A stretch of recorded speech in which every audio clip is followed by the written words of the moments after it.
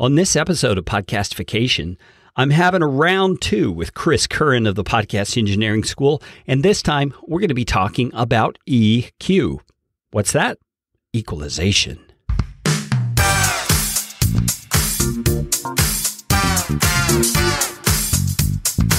My name is Kerry Green, and I am the Client Happiness Guy at PodcastFastTrack.com, and this is Podcastification. This show is all about podcasting. How to do it, how not to do it, best practices, interesting news items that have to do with the realm of podcasting, and who knows what else. And I'm trying to do it all with a little bit of fun and some information to help you get a show going, keep yours going, or make it better. And if you like what's going on here on the show, I would appreciate it, so appreciate it, if you could leave a rating or review on iTunes. You can find out how to do that at podcastfasttrack.com/review. That's enough of that kind of stuff. Let's get you podcastificated right away.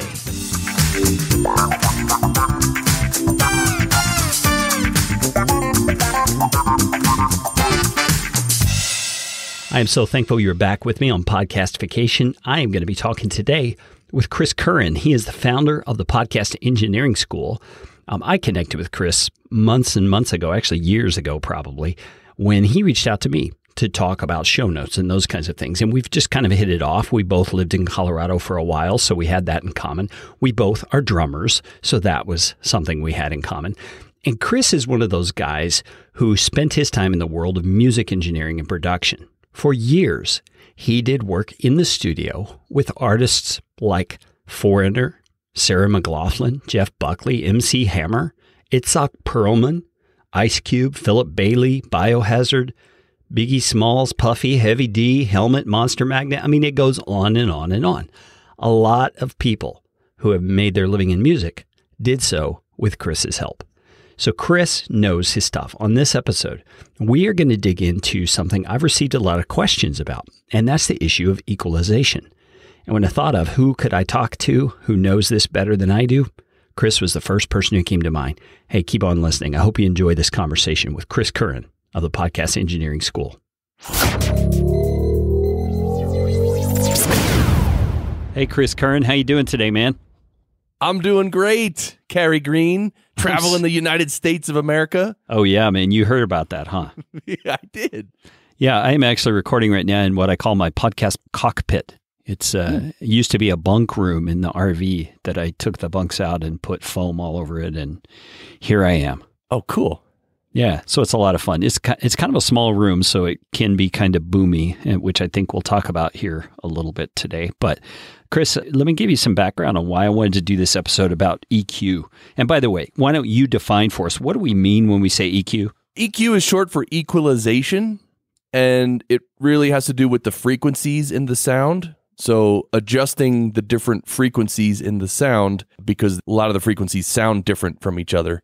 So adjusting the frequency levels, that's called EQing or equalizing.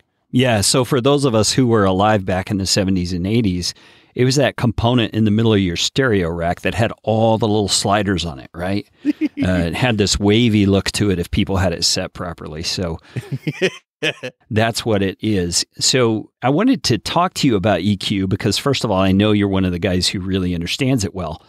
But I've also recently got an email from someone who subscribed to my podcast and has been listening to all the episodes.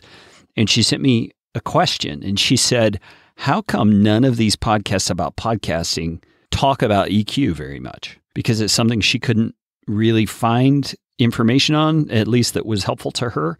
And I realized she probably hadn't listened to your show much because I know you talk about EQ a lot. But then that gave me the idea, why don't I just invite Chris on the show again and we'll talk about EQ? Yeah, well, it's a good question. And the answer is because in general, podcasters and people who are involved in podcasting are novice when it comes to audio. They know very little in general. And people say, like there's podcasting coaches all around the world who say, don't worry about the equipment or the knowledge, just plug in your mic and get started. And I love that because it's true. Yeah. But on the other hand, I feel her pain of not being able to find the answer. I mean, like you said, my show on the Podcast Engineering Show, we talk about all that stuff all the time. And I know there's probably a few other shows too, but it's a good question. Yeah. So hopefully we can shed some light on the subject for her today. Yeah. And so EQ is one of those things that's kind of visual because you have to be able to look at your software interface and adjust frequencies here and there as you're trying to fix certain problems. So we're going to have a little bit of a challenge here doing an audio medium for a visual thing, but it's not entirely visual. Chris has some little demos set up he's going to help us with to understand the difference between one issue and another.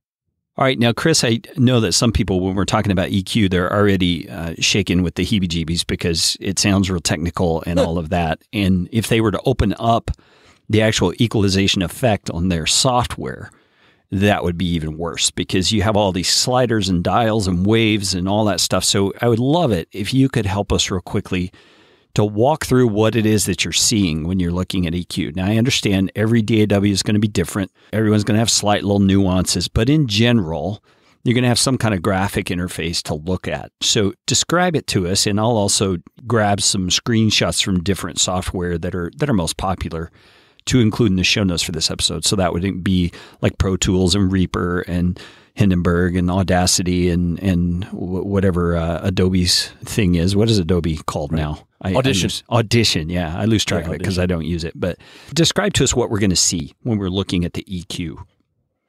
So there are many, many types of EQs, and the graphic interface that you're going to see on the screen can be vastly different. So you could have 10 EQs and they will all look vastly different. So here's the way to break it down simply at first. When you're thinking about EQ or you're going to use an EQ, a couple of the main controls are the frequency. So for instance, what frequency do you want to boost or cut? And somewhere in the EQ, there'll be some sort of frequency selector that you can turn a dial or move a slider, do something to choose a frequency. And then there'll be another control to boost or cut. And boost meaning you're adding those frequencies, and cut meaning you're subtracting those frequencies. In the simplest description of an EQ, of how to just open one up and start using it, that's it. Pick the frequency and boost or cut. Then you can start moving the frequency around. Like, let's say if you choose 400 hertz and you want to boost some of that, but then it doesn't sound right. So then maybe move the frequency down to 300 hertz and boost some of that and see how that sounds. So boosting and cutting, that's the basics. And then you can get a little more tricky with the Q, which the Q is the width that it's boosting or cutting. You can boost a really narrow band of frequencies or a wider band of frequencies. So the Q knob is what determines if it's a skinny band of frequencies or a wide band. Those are the main controls of any EQ. Frequency, the level, meaning boost or cut, and the Q. Yeah, that's very helpful. I think many people probably get started using Audacity. And so for the sake of helping you understand EQ a little better, I pulled up Audacity here and I'm looking at it as Chris is describing things. It has two options for what kind of interface you're looking at. One is a little tick box for draw curves, okay? And you see the frequency level there across the bottom, and then you see the dBs going up and down on the left-hand side, and then it's got just these curvy lines across the middle of it. There's no sliders, there's no controls. You just grab the curvy line and you move it where you want it to be. You can even go, right to left on it once you grab it. It's kind of like a rubber band that you're moving around. Right. So in that interface, you're grabbing the frequency and you're boosting or cutting, and you're doing all that by grabbing that line and moving it. Same thing in FabFilter, one of the EQs that I really like. Same thing. It's a line and you just grab it and boost it or cut it or move it left to right to choose different frequencies. Yeah. Yep. And in this particular one, just looking at it, it's not a real fine-tuned thing. I mean, it's a lot of space there crammed into a little tiny area. Now, you can obviously maximize the window and get a little more granular if you need to. Now, Chris was talking about Q also, meaning the width of the frequency that you're dealing with. I think in Audacity, what's called is length of filter. Does that sound possible to you, Chris, that's talking about the Q? I don't think so. Yeah, because it'll go all the way down to 21, and then all the way up to 8191 is the range on this length of filter. Filters typically are when you sort of roll off the frequencies at the very far end of the spectrum. So you can roll off, let's say, from 30 hertz and below. That's like a high-pass filter, correct? Correct. Yeah. So you're letting the high frequencies pass through and rolling off the low ones. And so a low-pass filter would be the opposite, where you're letting the low come through and the high ones get rolled off. That makes sense to me. So I'll have to investigate this length of filter thing here a little bit and see exactly what that means. Well, you said you can adjust it from 21 hertz up to 81 hertz? Yeah, from 21 all the way up to 8191. Oh, 8,000. Yeah, interesting. There's probably something in the Audacity paperwork that tells you about it. So I'll investigate that a little more. But there's another option within Audacity called graphic EQ. And this is more traditionally what I'm used to looking at. It's got the wavy line and everything just as before, but below it are all these sliders at the various EQ levels that you can use to adjust things. And if you maximize the window, it's very granular. You can see, exactly which frequencies you're dealing with and the effect that your movement of the sliders is having. So I've always used this one if I use EQ, just because it's a little simpler in my mind. But anyway, that's helpful, Chris. I think when people know what it is they're looking at, then what we're about to talk about with all these terms and sounds and how to adjust certain things will make a whole lot more sense. But Chris, let's start out just talking about frequencies in general. I've got a chart in front of me, which I'm going to include in the show notes for this episode, that shows the frequency range that the human ear can hear. Okay, so it's from like 20 hertz all the way down on the low end, all the way up to 20K at the top end. Why don't you explain to us for a novice person, what is all this about hertz and K, and what are we actually talking about when we talk about frequencies? Yeah, so the human hearing, like you mentioned, the human hearing range is from 20 hertz to 20,000 hertz. That's what 20K stands for, 20,000 hertz. And a hertz is just short for cycles per second. So it's just how many times the wave goes through its full cycle. Like a sine wave goes up above the zero line, then down below the zero line, and then back to zero. That's one cycle. So that's 1 hertz, if you want to call it that. Yeah. So the different frequencies have different wavelengths, and there's some science behind it, which I actually teach in my course. In general, the low frequencies, is where the bass is, the fullness, the full sounding. The mid-range, what we call mid-range, is around 1,000 hertz or 1 kilohertz, right? That's known to be the mid-range. And then the high frequencies is where like the clarity is. Clarity is probably the best word overall. And then within that, so you have the low frequencies, the mid frequencies, and the high frequencies. And within that, there are differences too. Like within the low frequencies, there's several different areas of low frequencies that have a different sound. You can really kind of zoom in and get a little crazy. But in general, you don't need to get that crazy with EQ, especially with the human voice. Yeah, the human voice is much more limited than that range we're talking about. It can't sing or speak that low or that high, generally speaking. So here's the thing. You're correct in that, let's say 20 hertz, which is probably the lowest frequency the human ear can hear. 20 hertz is really, really low. I mean, it's such a low frequency. But like when I'm talking right now, there is a tiny bit of 20 hertz in my voice. But you must be Barry White. No, in your voice too, every voice.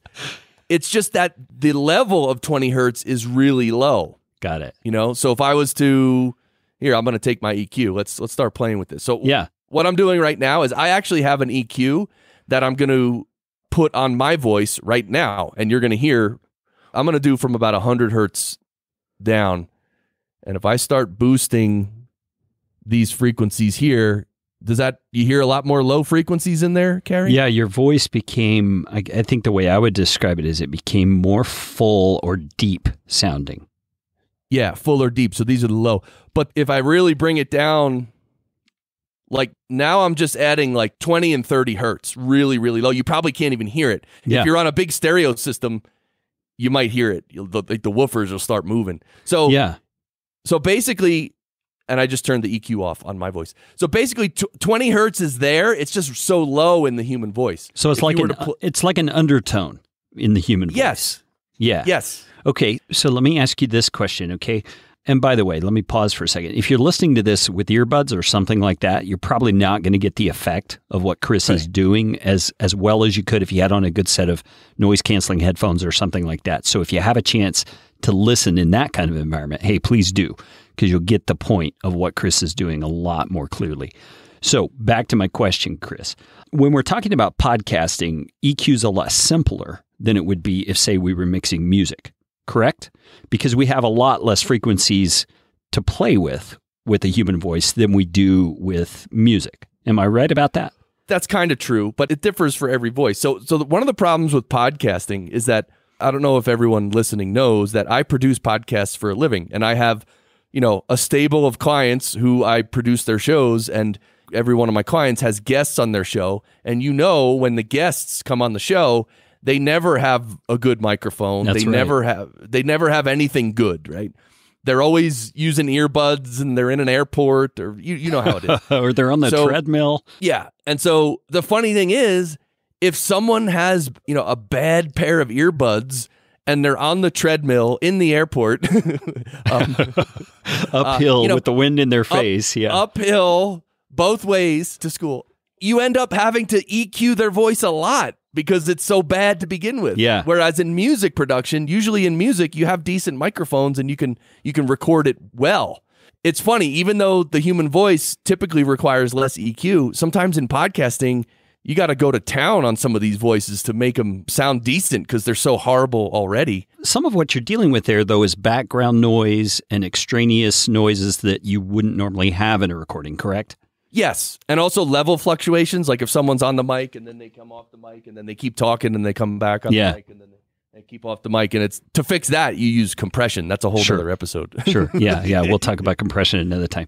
So yeah, that's really helpful. I guess the point I was making when I was comparing the human voice to instruments and instrumentation is that various instruments produce their sounds at a various set of frequencies on the scale that we're talking about. Like violins would be much higher on the scale than, say, a bass guitar would be. The human voice tends to be more toward the mid-range, but even that fluctuates between male and female, correct? Yeah. The human voice is mid-range. And in a way, I do agree with your point that you stated before, that working on a human voice or EQing a human voice is easier than EQing musical instruments. Because typically in podcast production, and now that I scared everybody about horrible earbud recordings and stuff, typically you don't have to do that much. And the main thing you have to do is sort of balance the low frequencies with the high frequencies, because some voices you record, there'll be so much high frequencies that it sounds harsh and it almost hurts your ears. Yeah. Right.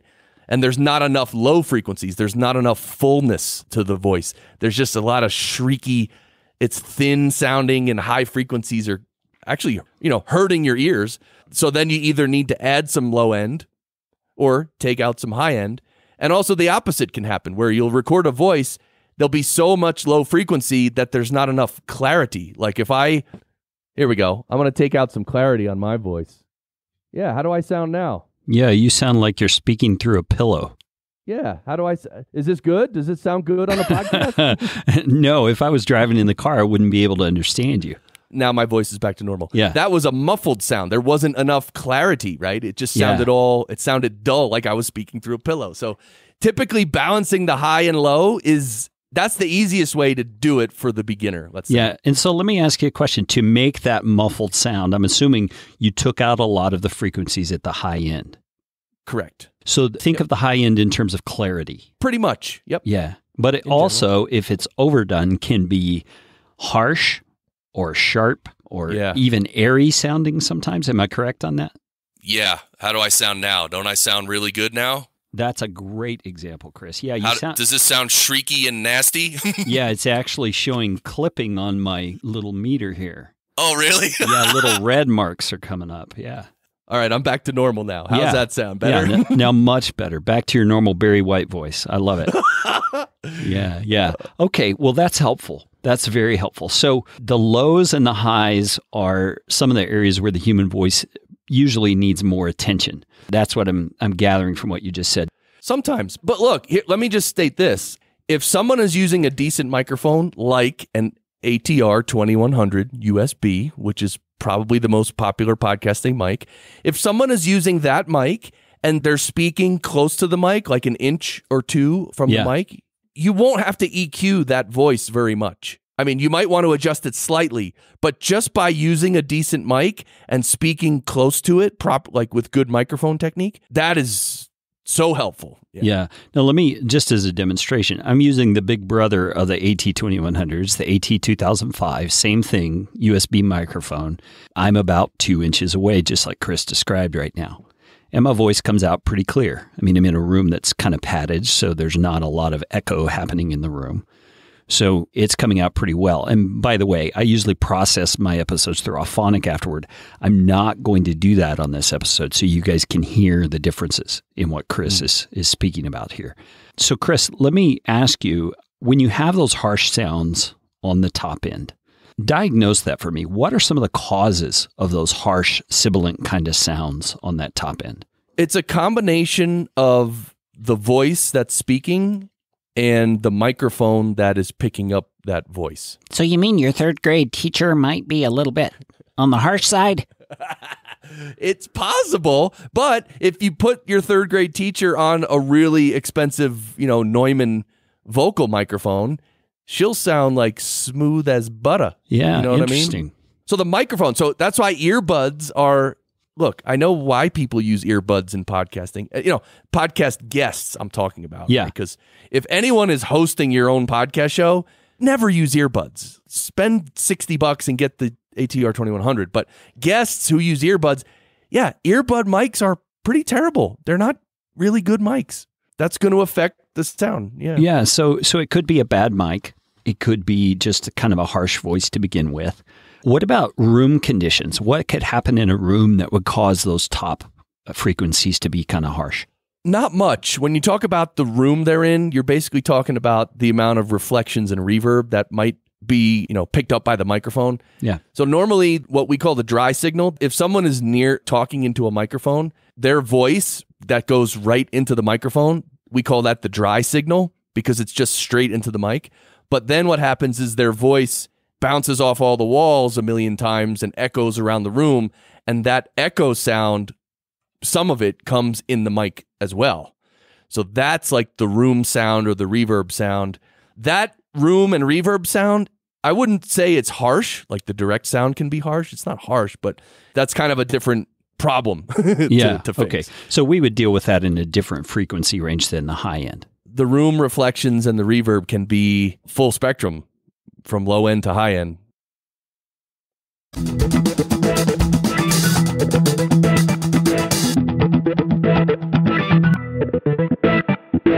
When you meet someone like Chris, who knows his stuff and loves it, just like he does, it is an exciting thing. It's actually a lot of fun to be around Chris. I was able to hang out with him at PodFest this last year for just a little bit. He's a funny guy. He's very interested in what you've got going on, and he is genuinely helpful in any way that he can be.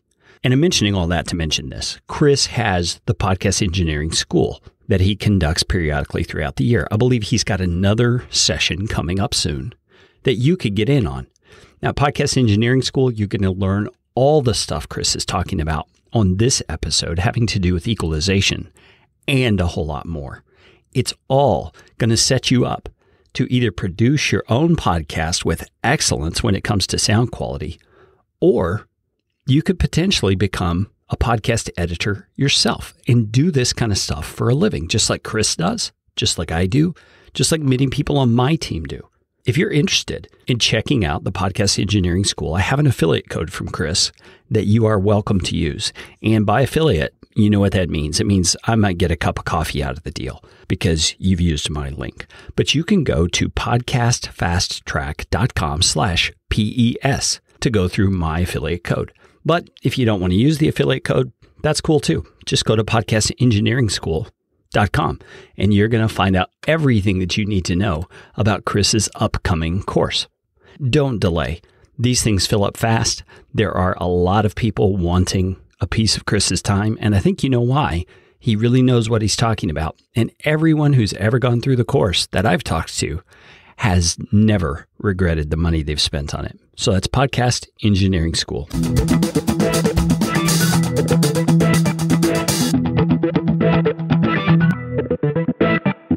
I want to walk through a handful of terms I've heard that people use to describe a type of audio or the way an audio piece sounds. And I want you to, first of all, define for us what people mean when they say that, and then how you would address it in EQ, or if EQ can address it at all. Okay, so I've heard people say the audio sounds kind of airy. What do you think they mean when they say that? Okay, I'm going for my telephone sound right now. Yeah. Here we go. Does it sound like I'm on the telephone now? Yeah, it sure does. Okay, there you go. We'll talk. We can talk about how I did this later. But all right, now I'm back to my normal sound.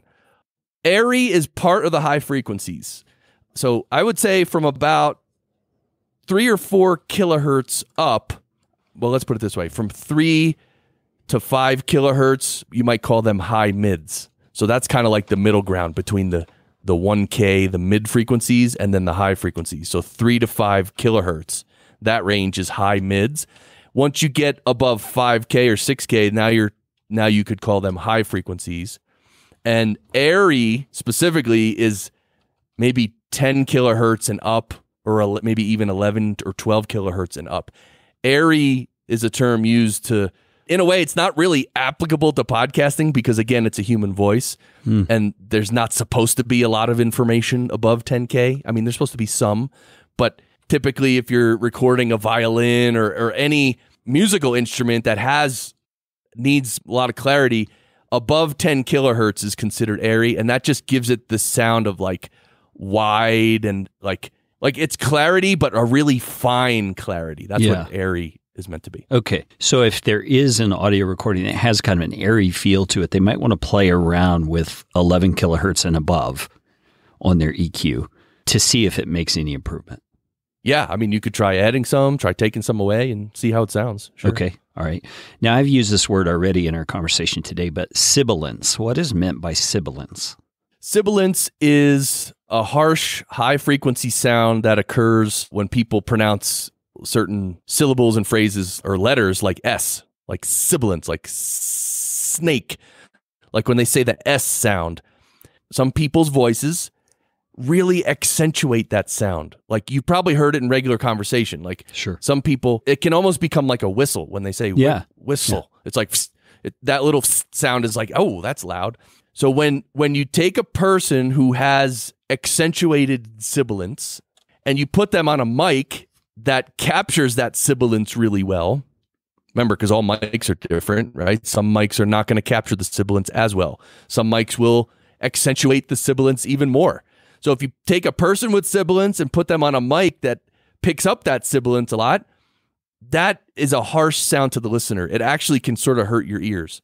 Yeah. So the sibilance can be a problem. I'd say in maybe about half the people, half the voices I process, I need to use something called a de-esser. Yeah. And the de-esser is how you reduce that sharp sibilance so that it doesn't hurt your listener's ears. Yeah. And so what is a de-esser actually doing to the frequencies?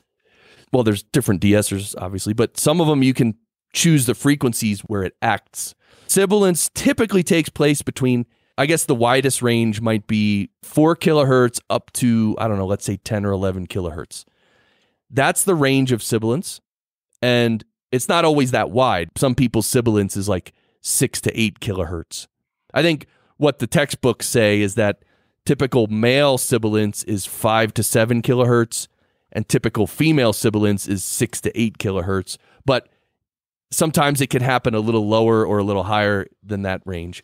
But yeah, so you take a de-esser is a processor you can use, and it will only process that frequency range. So let's say it's 5 to 7 kilohertz. Well, you use a de-esser, it's only going to affect that range between 5 and 7 kilohertz. It's not going to touch any of the mid frequencies or low frequencies or from 7 kilohertz up. It won't even touch that. So it's real nice. It only tones down the sibilance in that little range, and that's all it does. Yeah. Okay. That totally makes sense. By the way, if you're looking for a decent de-esser plugin, there's one that I've used in Audacity, but it's the kind of plugin you can plug into any sort of DAW, and it's called Digital Spitfish. It's kind of a funny name, but It actually works really well. I don't think it's supported anymore by the maker, but it's still out there. You can grab a copy of that if you want to play around with a de-esser. How does this sound? How does my voice sound now? Does it sound sharp? Yeah, a lot Sibilance. more. Yeah, a lot more. Psycho. All right. Anyway, back to normal. Yeah. And my next set of terms are two that I hear together a lot, and that is that they say the voice sounds honky or nasally. Describe that for us. What are we listening to when we hear a voice like that?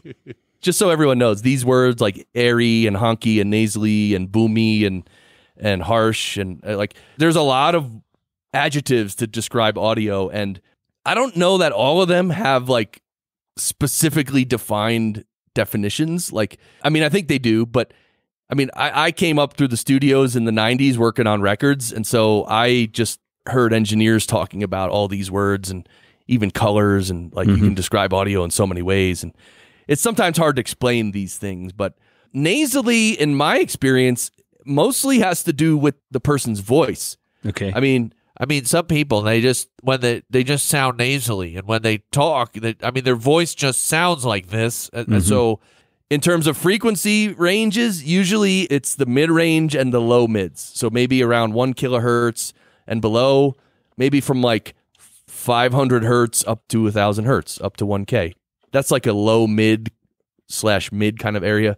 Sometimes if you remove some of that, it'll clear up the voice. So nasally, the best thing to do when you hear a voice and you hear there's something weird in there, it's real easy to just take an EQ and just sweep through the frequencies. Like, for instance, I could do it on my voice right now. All right, so now I'm boosting 465 hertz. I'm boosting now it's 490. Now I'm moving it up. This is 634 hertz. Can you hear the difference, Karen? Oh, yeah, absolutely. So are you adding more in each of those ranges to the one before, or are you just dropping the other one back to normal and then adding the new one? I'm starting flat with nothing, and I'm just boosting around whatever frequency it is. Yeah, okay. So that's what you mean by sweeping through, is just playing with each one and seeing how it affects the sound of the voice. Yeah, you can hear it and you can turn it up. All right, now it's at 787 hertz I'm boosting. How's that sound? Does that sound like nasally? And all right, let me go down even further. All right, let me go down to 350. All right, here's 350. Now it sounds like you're down in a well somewhere and your voice is kind of echoing out. Yeah. So I turned it off. So what you can do is sweep through and see. You can hear for yourself, like, oh, that sound. And when you get to a frequency it's like, oh, that sounds nasty. Then remove some of that. Yeah. Like, that's it. I get it. Then you clear it up. So that's nasally. Honky, I'm not sure how to respond to that. Yeah, you want to be politically correct on that one, I think. Yeah. I didn't even think of that. That's I get it. Okay, I think nasally and honky I hear interchangeably used, so it's probably addressed in the same thing. Now, how about boxy? I hear someone say it just sounds really boxy. What do they mean by that? Boxy is like the low mids, like around 300 to 400 hertz. So let me add some of that. All right. Yeah, now I'm adding around 350. Yeah. Does that sound boxy? Yeah, to me, the words that come to my mind are it sounds dry and it sounds kind of hollow. Like I can widen it up here a little bit if you want. Yeah, I can definitely. add a little more. Yeah. Oh, yeah. How's this sound? A little. Yeah, I mean, that's even giving me some clipping as well. Okay, so now I'm making it less wide. And then, but here's the thing. So listen to my voice now. I'm adding a bunch. I'm adding a lot at 350 hertz. Now watch what happens. I'm going to remove it. And now I'm right about at my flat setting. So I'm not really adding or subtracting. But now listen as I subtract 350 hertz. Sure. Here we go. Now I'm subtracting 350 hertz. How's that sound? Now I'm subtracting it. It sounds a little thinner, right? Yeah. Yeah, a little thinner. There's not enough beef. There's not enough oomph, right? There's not enough thickness, you might say. Sure. The thickness and the body, those two terms, thickness and body, go along with boxy. Okay. Boxy is when there's too much of it. Thickness is when there's a good amount. So that's low mids, 300 to 400 hertz. And in fact, in my experience, that's the range I always go to first. When I hear something, and if I'm going to start to EQ something, low mids is where I start, because usually a small tweak there can just clean everything up or fix a lot. And those frequencies are so important. So Yeah, that's great. And the human voice falls right in there most of the time as well. So yeah, there's a lot of the human voice in there. Absolutely. yeah. So that makes sense. Okay, how about the term boominess? When I hear people say that, what are they talking about? Boomy, I don't know. I think they probably talk about like the low frequencies, like 115 hertz. Hold on, but I want to make this a low shelf. Yeah, boominess, I don't know. Does this sound boomy? Yeah, I wouldn't say echoey, but it sounds broader and bigger. Yeah, broader and bigger. So, all right, I turned it off. So boomy, yeah, I mean it's low frequencies. That's the way I hear it. If there's too much low frequency in there, too much fullness, and especially if you add like, for instance, the real low, like sets like 70 or 80 hertz. So yeah, I'm adding a bunch at 72 hertz. So I don't know. It's, again, I don't know the exact definitions of these. But Yeah. But that makes sense to me. So you're talking about a range between, say, 70 hertz and 120-ish, 125 hertz, somewhere in there. I guess so. Yeah. Guess so. Would be where you'd start. Record? Is it with this? No, you're not on record. You're just recorded and on the internet for eternity. That's all. Are you in Congress right now? Is this being taped? I have no recollection of that, Senator. I don't know. Yeah, I do not recall. We're not trying to pin you down. I'm just trying to help people understand if you're dealing with a problem you feel is boomy, where should you go in your EQ to try and deal with that? And so somewhere around 70 to 120, just play around with all those. Yeah, And, I mean, you could just sweep these frequencies, right? You Yeah. can add 15 dB at 80 hertz, let's say, and hear how it sounds. And then just sweep up, change the 80 to 100. Yeah. And then listen. Then change 100 to 120. Listen. And Very helpful. Very helpful. Yeah. All right. One last term I've heard used, and I've probably heard others, but these are the ones that come to mind, is rumble. When they say the track has some rumble in it. What do you hear that to mean? I actually have never heard that. Really? Okay. Yeah. I would assume it's really low frequency. Like, Yeah. I would assume that's referring to music where Yeah, like I think so too. The bass, like the really low, the kind that like vibrates the walls and furniture and stuff. Yeah, I think so too. And I think it's probably something that's being heard when there are low frequencies from multiple sources that are competing with each other. You know, like a bass and a bass drum and a piano way down low. You know, maybe one instrument needs to be pulled back a little on the low end to let the others kind of cut through. Right. You know, it's more muddy. Yeah. And in podcasting, we're talking about EQing the human voice, but pretty much every podcast has intro music, right? Yeah. So Yeah. that intro music sometimes can really have too much low end or too much high end.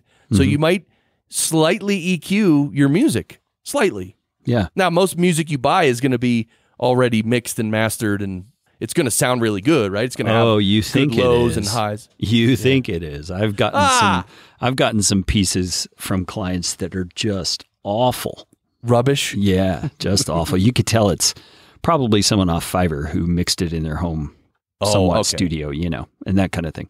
But anyway, yeah, I get your point, though. That music can need a little bit of tweaking sometimes for the sake of being listenable on a podcast without being too dramatically different from the voices that are going to be included. Well, this is all very helpful, Chris. Let me turn a corner here for a second and talk about the most common things that seem to be issues with podcasters. We've already talked about the harshness. We've already talked about boxiness, which I think is one of those things that's fairly common. When you're dealing with your client audio and other things, you've already made it really clear that part of the issue is the microphones that are being used. And I think all podcasters probably deal with that if they have guests on their show, because, people will think the microphone in their computer is good enough. So what are things EQ-wise or otherwise that could be done to help with those kinds of issues? Look, with guests, you never know what you're going to get. And obviously you have to deal with that carefully, right? Because you don't want a guest to show up, connect with earbuds, and then you say, you know what? No, we can't do it with earbuds. You need to go out and buy a $100 microphone and we need to reschedule. Like, obviously you're not going to say that. So with guests, anything goes and you just got to do the best you can. And so what that means is capturing the audio as cleanly as possible and also instructing your guests. I spend about an hour in podcast engineering school, teaching my students how to actually sound check guests and how to make sure they don't do all the silly things they do, like tapping the table and rubbing their earbud mic on their shirt and wiping the dust off their computer and turning their head left to right. Like, I mean, there's a million things that make the audio sound terrible, and it's if you train your guest a little bit, it makes a big difference. Oh yeah. And of course, making sure the recording level is strong enough so you don't record this weak little wimpy level, which when you boost it later, it's going to have a whole bunch of noise in it. But yeah, as far as mic and EQ goes, yeah, you kind of got to live with what you get. Of course, after you train them. Even guests who have microphones, like you'd be surprised, you have to tell them, like, could you just stay 1 inch from the microphone all the time, please? Yeah, quit moving around. Yeah, because they don't know. They just think, especially people with the dreaded Blue Yeti, they think they could just put it on there and then, then they could just, I mean, sounds like some people are walking around the room. But as far as hosts of shows, like, yeah, it comes down to the voice and the microphone choice and microphone technique. So one thing podcasters should do is obviously have a decent mic, but then sort of come up with their strategy of how they're going to record every episode and do it the same every time. So put the mic in the same position, be 1 inch away from the mic when you're talking at all time. When you're not talking, you can lean back and do whatever you want. But when you're talking, you should be 1 inch away from the mic and have it go into the computer and record it at the same level every time. Because if you do everything the same every time, you're going to make sure that it sounds good every time. And then later on, if you need to EQ your own voice or something, you can even save the settings on the EQ. Just make it sound good once, save that as a preset, and just apply it every other episode. Save you a lot of time, actually. Yeah, that's totally understandable, and it's good advice. Okay, so Chris, I truly appreciate all your insight on this EQ thing. There's obviously a lot that I have to learn, but I think we've done a pretty good job giving a primer here for people who can get in and be dangerous with EQ now. So give me some final thoughts on this whole issue of EQ. Yeah, so this was, like you said, maybe like an initial primer. EQ is a pretty deep subject, but like I said before, if you're just an average podcaster, you don't have to use much of it. You just need to learn a little and you'll be fine. One thing that normally happens with people who are learning how to use EQ is that they overdo it. They use too much. They'll find a frequency that they like and, ooh, this low frequency makes me sound huge like I'm on the radio. Ooh, I love it. I'm going to add 1,000 dB of it. Like, the rookie mistake is to overdo it. Same thing with the high frequencies. It's like, ooh, when I add 10K, it just sounds nice and smooth and airy. And then what happens is you end up adding way too much and overdoing it. So just know that, right? So if you find frequencies that you like, go ahead and boost them, but maybe not as, if you want to add 10 dB, maybe only add 5 and live with that. Listen to it for a little bit, right? Yeah, it's kind of like finding a favorite new spice. You suddenly love basil and you're putting it in everything. Well, suddenly all your cooking is going to taste like basil. Yeah. Yeah. Well, that's it. And then, as needed, you can learn more. Yeah, well, I appreciate that. And if you want to learn more, Chris is on the show because he's so good at this stuff. He really understands it and he knows how to teach it.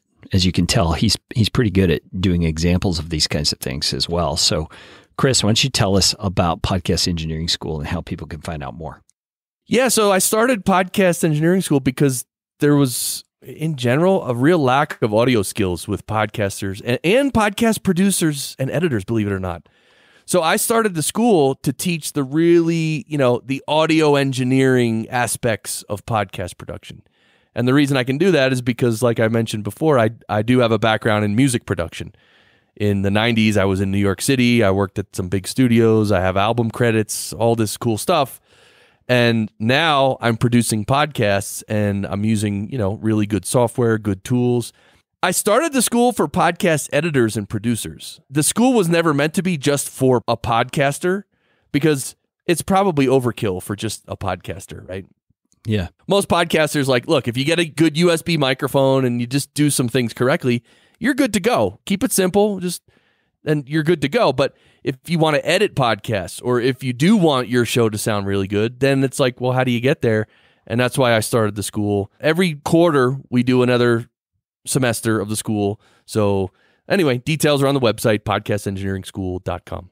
Cool. And if you want to hear more about Podcast Engineering School, Chris and I recorded a conversation previously in this podcast feed. It was episode 101. So you can hear more of the lovely tones of Chris's voice if you go to podcastfasttrack.com/101. And Chris, I am so appreciative of you, man. You've brought a lot of value to the podcasting space, and I always enjoy hearing your insights into this audio stuff. So you have any last words for the audience?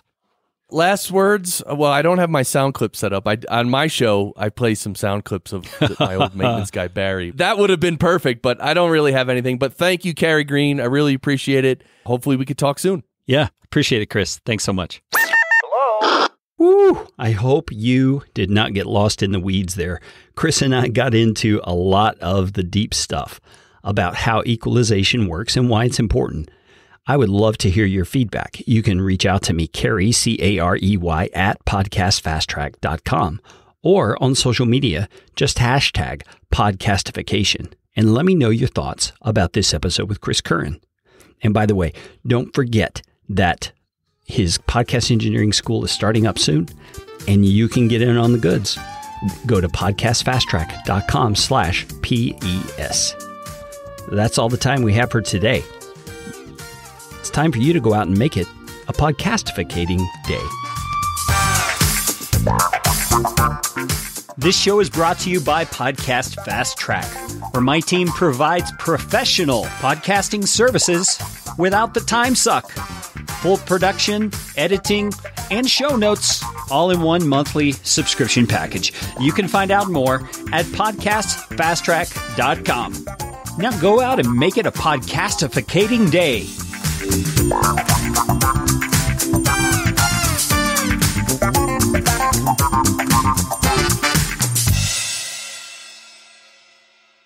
Audio editing and show notes by podcastfasttrack.com. Get 15% off your first month by mentioning this show.